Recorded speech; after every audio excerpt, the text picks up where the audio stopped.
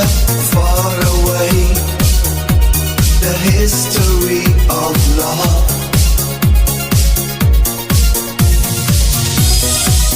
In this broken world, we try to say, when we know our love would never stay the same.